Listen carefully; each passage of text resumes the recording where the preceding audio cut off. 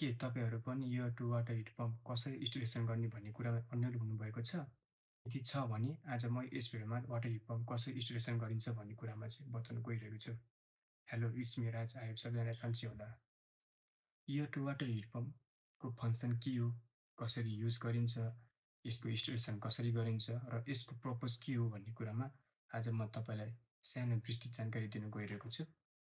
यस device use गर्नुको कारण के छ त? फाइदा के छ त? पानी तातो बनाउनको लागि चाहिँ सोलर, बोइलरहरू पनि युज गर्न सकिन्छ। तर यस डिभाइसको सहायताले हामी पानीलाई तातो मात्र बनाउन नभइकन पानीलाई चिसो पनि बनाउन सकिन्छ। जाडोको समयमा पानीलाई तातो बनाउन र तातो समयको पानीलाई चिसो बनाउनलाई सदुपयोग गरिन्छ।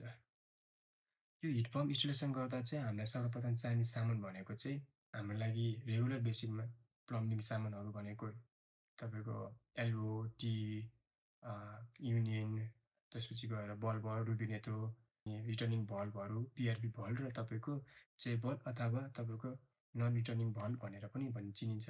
ती सामानहरू चाहिन्छ र यसको युज गर्ने तरिका कस्तो हो भन्दाखेरि सर्वप्रथम डिभाइसबाट चाहिँ तपाईँको पहिला चाहिँ युनियन कनेक्ट गर्नुपर्ने हुन्छ, ताकि भोलिको दिनमा चाहिँ डिभाइस रिपेयर गर्नु परेको खण्डमा, डिभाइस रिप्लेस गर्नुपर्ने खण्डमा चाहिँ युनियन खोलेर चाहिँ सजिलो गर्न सकिन्छ।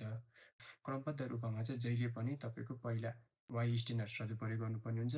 वाइ स्टेनरको काम के हो भन्दाखेरि तपाईँको पानीलाई चाहिँ फोहोर भएको पानीलाई चाहिँ तपाईँको फिल्टर गरेर चाहिँ भित्र पठाउनुहुन्छ। त्यसको भित्र चाहिँ एउटा सानो जाली हुन्छ, जसको कारणले चाहिँ फोहोर पानी चाहिँ तपाईँको डिभाइसभित्र छिर्न पाइँदैन, हिट पम्पभित्र छिर्न पाइँदैन।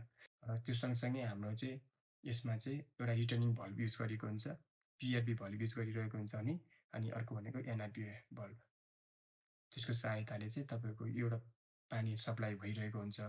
यसमा चाहिँ कस्तो हुन्छ भने एउटै पाइप गएर चाहिँ सबै फ्लोरभरि चाहिँ घुमेर ठाउँ-ठाउँमा चाहिँ तपाईँको 10 देखि 15 सेन्टि ग्यापमा चाहिँ पाइपहरू रनिङ गरेको हुन्छ।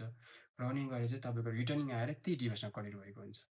रनिङ गर्दाखेरि तपाईँको जाडोको महिनामा चाहिँ फ्लोर तातो हुने भएपछि चाहिँ फ्लोरमा पानी चाहिँ तपाईँको हिट हुने हुन्छ। गर्मीमा चाहिँ तपाईँको त्यो फ्लोर चिसो हुने हुन्छ। त्यसरी पानी सर्कुलर भइरहन्छ।